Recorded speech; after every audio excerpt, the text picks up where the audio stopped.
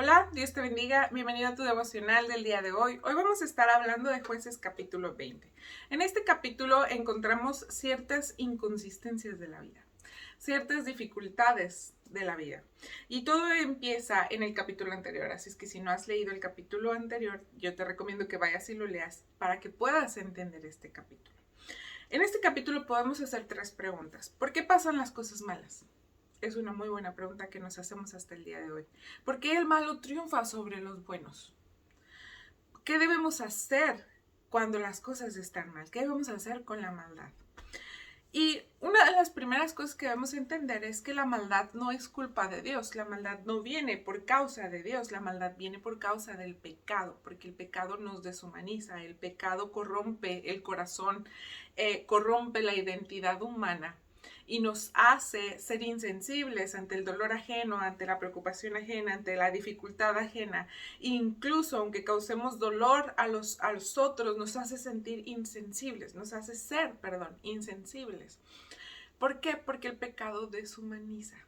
El pecado nos quita esa bondad que Dios ha puesto en nuestro corazón. Y la maldad triunfa por causa de la falta de la perseverancia de los buenos. La Biblia dice que si tú sabes hacer lo bueno y no lo haces, también es considerado como pecado. Entonces tenemos que tener mucho cuidado y saber que debemos actuar con rectitud y que debemos actuar con bondad siempre. No importa que los otros se pongan más en contra de nosotros, necesitamos aprender a actuar con bondad siempre.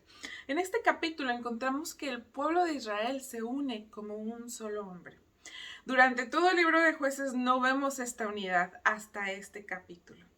¿Por qué? Porque durante todo este libro vemos tanta maldad, vemos tanta rebeldía, vemos gente adorando a otros dioses, vemos gente haciendo conforme a su propio entendimiento y conforme a su propio corazón sin buscar a Dios. Pero en este capítulo, por causa de la maldad de una tribu, el pueblo se une y busca a Dios como un solo hombre, como una nación que debían de haber sido desde el principio, desde el libro de Josué. Ellos deberían de haber actuado de esta manera, pero las dificultades los hicieron unirse y buscar a Dios, porque les dolió lo que había pasado con la concubina, con la mujer de Levita. Pareciera que Dios no responde cuando el pueblo de Israel le busca, pero al final les da la victoria. Y es que algo que debemos de entender en esto, porque pudiéramos decir, ¿por qué Dios simplemente no les dio la victoria en la primera batalla que tuvieron contra la tribu de Benjamín? ¿Por qué los dejó? ¿Por qué dejó que la tribu de Benjamín se creyera más que el pueblo de Israel y les ganara? Bueno, porque la victoria era de Dios. La victoria siempre tiene que ser de Dios. Nuestras dificultades tienen que glorificar a Dios. Quiero decir, la victoria de nuestras dificultades y de nuestros problemas tiene que glorificar a Dios. No debemos dar por hecho que vencimos y que obtuvimos esta victoria por nuestras fuerzas y por nuestra capacidad. Y Dios quería que el pueblo de Israel entendiera eso, que la victoria viene por medio de Él. Necesitamos como personas, como cristianos, como miembros de una comunidad, aprender a confiar en Dios y perseverar en Él. Y no rendirnos a la primera de cambio o a la primera de fracasos. Para poder vencer el mal, necesitamos entender que podemos vencer, pero solamente a través de Dios.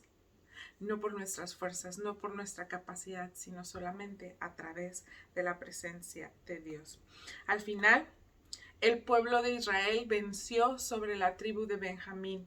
Y vamos a ver el siguiente capítulo porque esto no se acaba aquí. Así es que busquemos a Dios. Lee tu capítulo completo y nos vemos mañana. Hasta luego.